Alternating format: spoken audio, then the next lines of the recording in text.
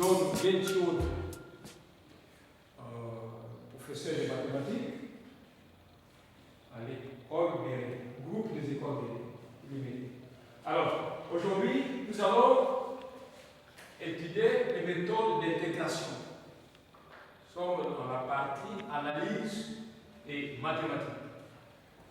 Alors, méthode d'intégration. Nous avons la première méthode, intégration par partie. Intégration par partie. Voilà. L'intégration par partie. Nous prenons des fonctions, soit U et V, des fonctions dérivables. Des fonctions dérivables. Des fonctions dérivables sur une partie U de R. C'est-à-dire U est une partie de R. Alors,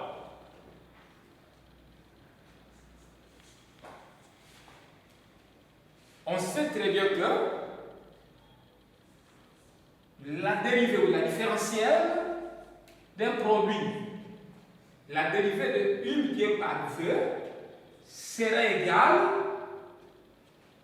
à U dérivée de V plus V dérivée de U. Voilà, ça c'est la différentielle d'un produit. On peut même écrire, donc ici on peut écrire I' ou bien I multiplié par I' plus V multiplié par I', la dérivée de U. Alors, en intégrant et intégrons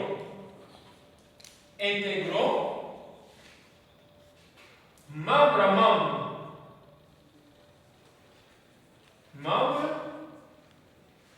membre à membre.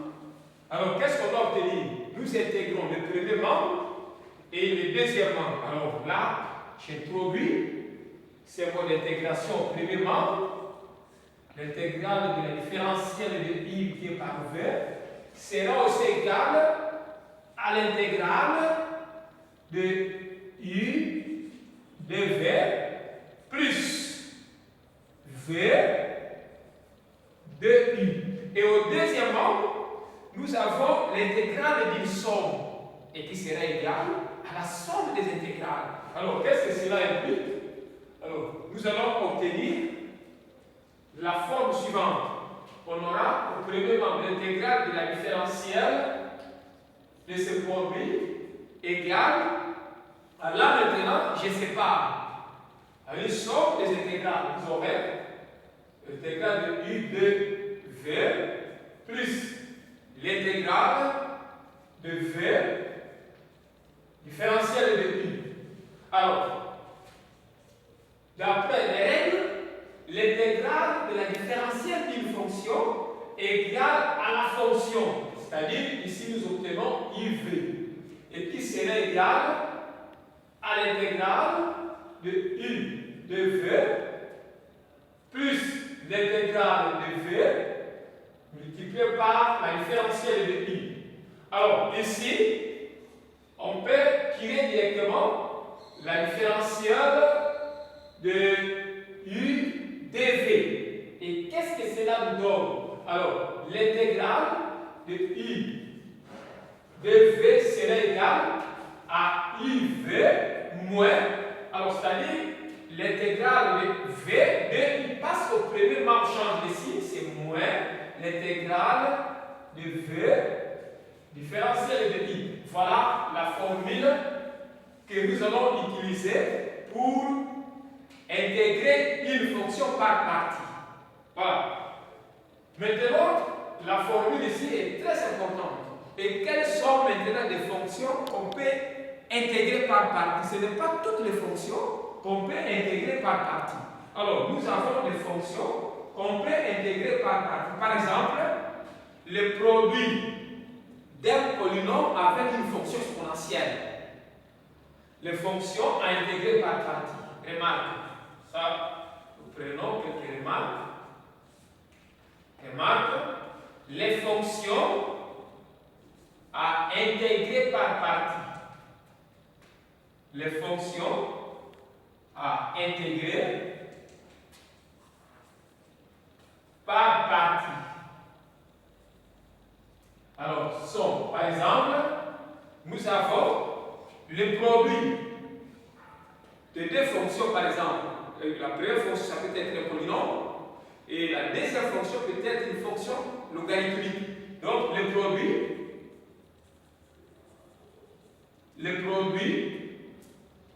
d'un polynôme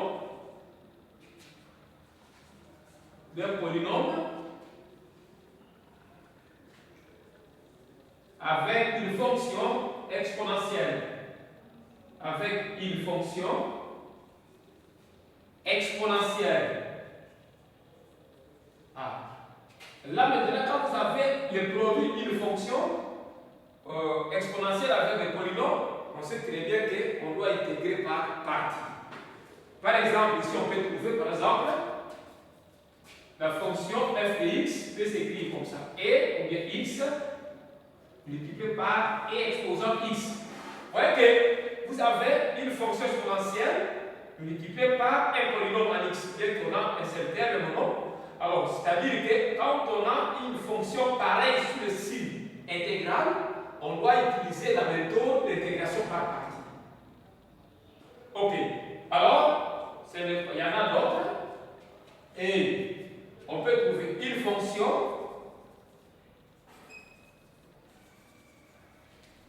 logarithmique. Quand vous avez une fonction logarithmique, ln de x, ln carré de x, ainsi de suite. Alors, toutes ces fonctions-là sont intégrées par partie. Nous allons intégrer par partie. Par exemple, si vous avez des fonctions pareilles, ln de x, vous avez par exemple ln carré de x, et ainsi de suite. Ce sont des fonctions qui font appel à l'intégration par partie. Et nous avons aussi trois fonctions. Et les trois fonctions aussi, par exemple, et les trois fonctions, vous avez arc, sinus, des fonctions réciproques. Et les fonctions réciproques. Et les fonctions réciproques, par exemple, arc sinus x, la fonction arc sinus x est intégrée par partie. Vous avez la fonction arc cosinus x par partie. On peut prendre aussi arc tangente, arc cotangente. Arc tangente, je peux dire, par partie aussi, ainsi de suite. Alors, exemple.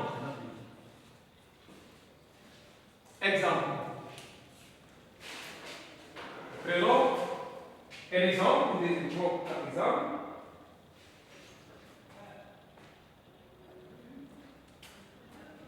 Calculer. 1. L'intégrale de x et exposant x dx. La première question est là. Vous voyez que sous le signe intégral, nous avons un produit d'une fonction exponentielle avec un polynôme. Et nous intégrons par partie. Et alors ici, il faut chercher à identifier les deux fonctions ici, u et v. U et v. Alors, nous prenons u, u égale à x et v' sera égal à e exposant x. Voilà une bonne façon de choisir la fonction u et la fonction v. V, c'est la différentielle de v. C'est par rapport à la formule que nous avons. Alors, V, donc c'est la différentielle. Et U, c'est la dérivée. Et comment est-ce que nous allons faire ici? Alors, si nous rentrons un peu ici, qu'est-ce que nous allons faire? C'est très simple. Et nous allons chercher U. On va remplacer dans la formule. Nous allons chercher V. D'ailleurs, c'est déjà là-bas. Et qu'est-ce qu'il faut ici? Alors, V que nous avons ici, mais c'est une dérivée. La dérivée de V égale à x exposant x. Nous allons chercher une fonction dont la dérivée égale à x exposant x. Alors, c'est-à-dire ici, il faut d'abord dériver U. La dérivée de U sera égale à 1. La dérivée de x donne 1. Et ici, comme V prime égale à x exposant x, et V sera égal à l'intégrale de x exposant x dx. Alors, on ne lit pas ici d dx. Il y a beaucoup de gens qui lisent d dx, mais ce n'est pas ça. Alors, d dx, c'est comme ça, d dx. Et donc, ça c'est dx. Donc, la façon de lire, on doit tirer attention. Il y a beaucoup de gens qui lisent, par exemple, d dx, mais ce n'est pas d dx. Nous lisons dx, la différentielle de x. Donc, et l'intégrale de x exposant x, dx c'est toujours x exposant x. Alors, c'est-à-dire que V égale à x exposant x. Nous remplaçons dans la formule IV moins l'intégrale de I prime V sera égal, je remplace U par sa valeur, I c'est x, multiplié par V, V c'est x exposant x, moins l'intégrale de I prime, la dérivée de U qui donne 1, multiplié par V. Or, V, c'est x exposant x. Alors, la variable d'intégration est x.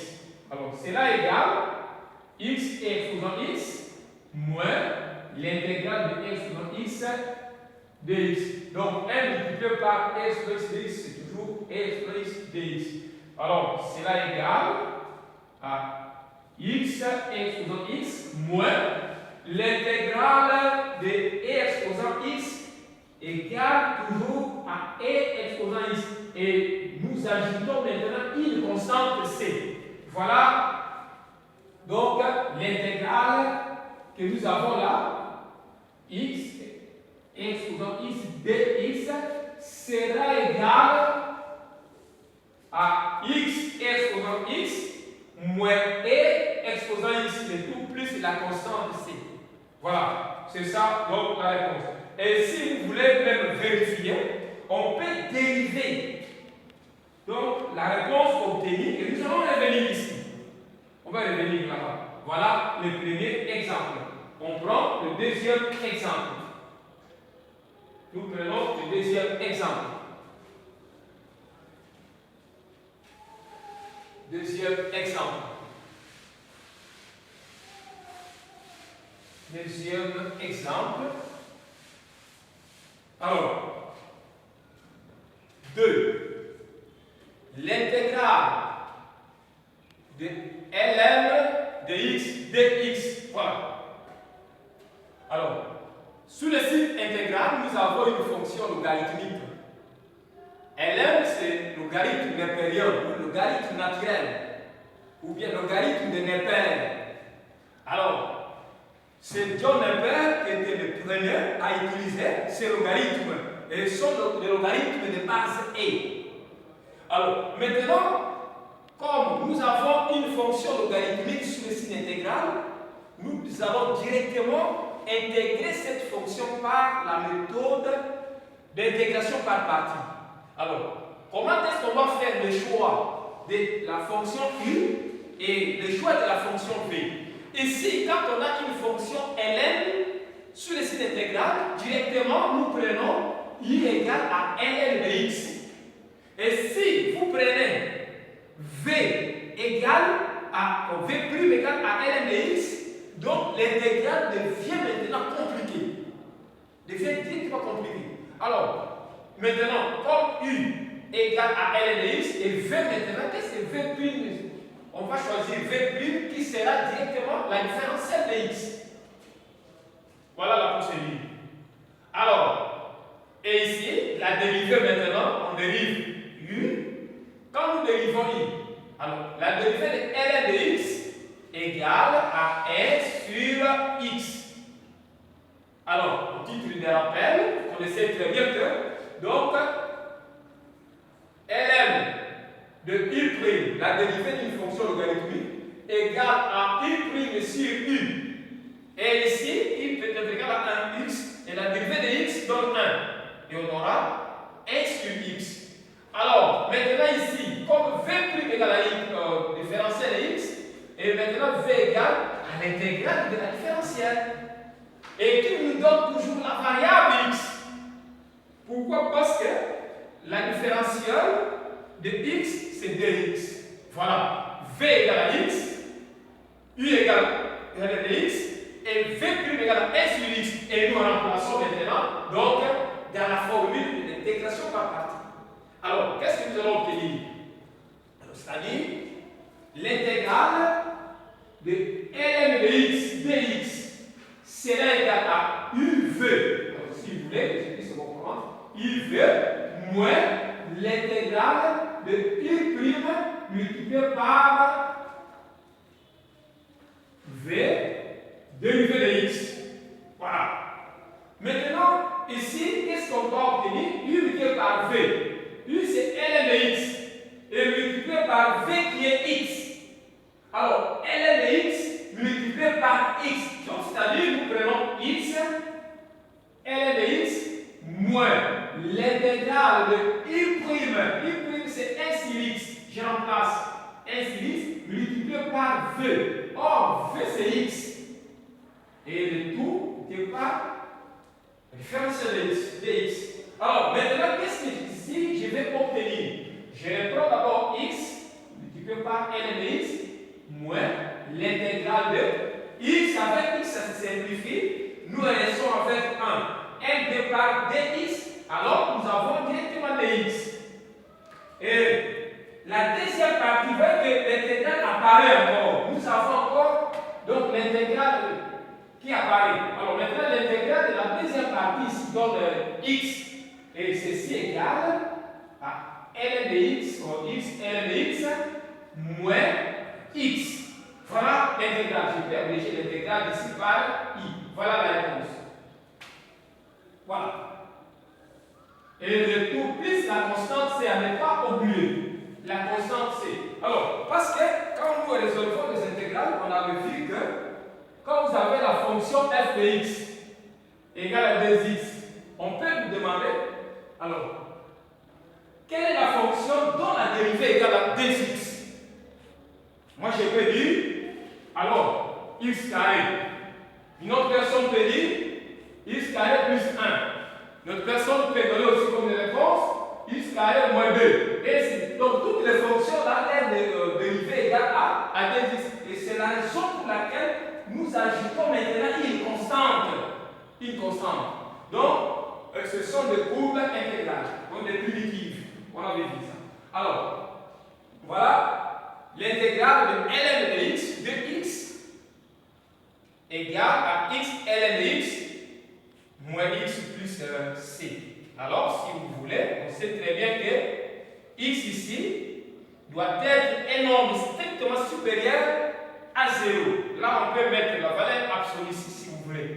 Alors, et ici, qu'est-ce qu'il faut faire? On peut même écrire de cette manière. On peut mettre x en évidence.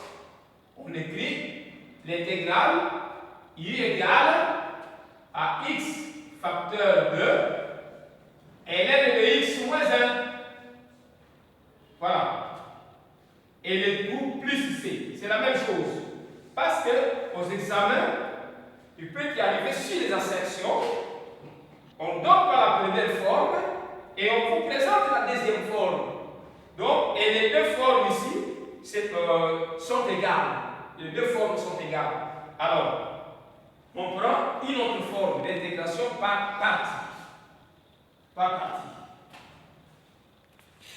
Intégration par partie. Ça, c'est deuxième. Troisième forme. Je prends une fonction très simple. Déjà, vous connaissez déjà. Alors, l'intégrale de x de x sinus x dx. Voilà. Égal au point d'intégration. Vous voyez ici, nous avons le produit de deux fonctions. La première partie, c'est un polynôme, x, de degré 1, par exemple, prenons. Et deuxième fonction, c'est une fonction trigonométrique. Quand on a un produit d'une fonction exponentielle, donc soit une fonction polynôme, avec une fonction trigonométrique, on peut utiliser aussi donc, la méthode d'intégration par partie. Mais je souhaite que je puisse mettre une fonction exponentielle là-bas. Nous allons voir ce qui va nous arriver. Si nous mettons une fonction exponentielle. Alors, l'intégrale de exposant x, sinus x dx. Et ici, qu'est-ce qu'il faut faire? Alors, à ce niveau, nous devons tirer attention. Alors, si nous prenons par exemple u égale à exposant x, et la dérivée de u, c'est toujours exposant x. Alors, maintenant, V' sera égal, le choix de V', c'est sinus x dx. Alors, V sera égal à l'intégrale de sinus x dx. Alors, l'intégrale de sinus x dx est égale à moins cosinus x dx. Alors, cosinus x plus c. L'intégrale de sinus x. Alors, c'est quoi cosinus? À ce moment-là, V', V ou V, c'est moins cosinus.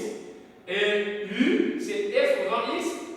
U', c'est exposant. Alors, maintenant, l'intégrale sera égale à UV moins l'intégrale de UV de x, qui est la variable d'intégration. Alors, cela égale U. C'est exposant x multiplié par V. V c'est moins cosinus x. Moins cosinus x moins l'intégrale de u'. U' c'est exposant x multiplié par cosinus fait par V'. V c'est moins cosinus x dx. Voilà. Et ceci est égal à E exposant au moins E exposant x, cosinus x. Alors, moins ici sort, nous obtenons ici plus l'intégrale de E exposant x, cosinus x, dx. Voilà. Et il y a encore une intégrale qui apparaît. Et qu'est-ce qu'il faut faire? Alors, nous prenons, par exemple, cette deuxième intégrale égale à I1. À I1. Et c'est là, c'est même plus que I. La première intégrale ici, j'appelle I. Alors, c'est là égal à moins E exposant x cosinus x plus I1. Et le tout plus C. Voilà. Et là, maintenant, il faut chercher I1. Alors, nous cherchons maintenant I1. Et comme I1, c'est une intégrale aussi, alors, je vois les produits d'une fonction exponentielle avec une fonction trigonométrique. Donc, nous utilisons toujours la méthode d'intégration par partie. Alors, I1 égale à l'intégrale de x dans x, cosinus x, dx. La procédure est la même. Nous prenons encore, posons encore. U égale à exposant x, et ce qui entraîne que I' c'est toujours exposant x. La dérivée de l'exponentielle de x, c'est toujours l'exponentielle de x. Alors, et V' égale à cosinus x. Je vais écrire dx, il n'y a pas de problème. Alors, cela entraîne que, alors, V sera égal au sinus x. L'intégrale de cosinus x donne sinus x. Alors, je remplace maintenant cela. Oui. Alors, je remplace cela dans la formule. Nous remplaçons cela. Je vais remplacer IV, ou bien I1 serait égal à IV moins l'intégral de I prime V de X sera égal à U. Je prends directement là. U c'est exposant X. Et V égale à sinus X moins l'intégrale de I prime qui est exposant X multiplié par sinus X dx. Voilà I1. Je vais remplacer maintenant. La première intégrale I sera égale, je reviens ici, je remplace, j'ai moins exposant X cosinus X, moins exposant X cosinus X, plus I1, plus I1. Or, I1 c'est cette partie ici, c'est exposant X, sinus X, moins l'intégrale de exposant X, sinus X de X. Ah, un problème grave ici. Un problème grave. Voilà ici, je retrouve maintenant la fonction du départ. La première fonction. Je retrouve la première fonction. Et qu'est-ce qu'il faut? Une fois retrouvé la première fonction, il faut tirer attention. C'est-à-dire ici, nous formons un cercle vicieux. Un cercle vicieux, vous connaissez très bien là dans le cours de philosophie. Alors, même l'auteur qui avait parlé de cercle vicieux. Alors, ici, mathématiquement, c'est-à-dire que je viens de former un cercle vicieux. Et qu'est-ce qu'il faut faire là? Il faut tirer attention. Une fois retrouvé, donc la question, vous devez appliquer la méthode de changement de membres. C'est-à-dire, la partie ici, c'est I. C'est la première, donc c'est la fonction du départ. Alors maintenant, nous ramenons, je remplace l'intégrale ici de f de x de x par I. Et c'est là, alors on doit obtenir, regardez, c'est un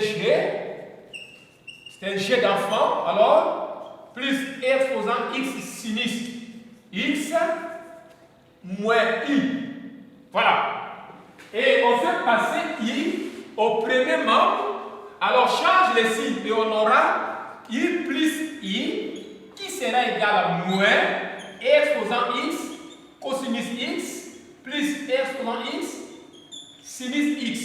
Alors, I plus I donne 2i et qui sera égal, je peux commencer même avec la partie positive, ça ne pose pas de problème, sinus x moins exposant x cosinus x.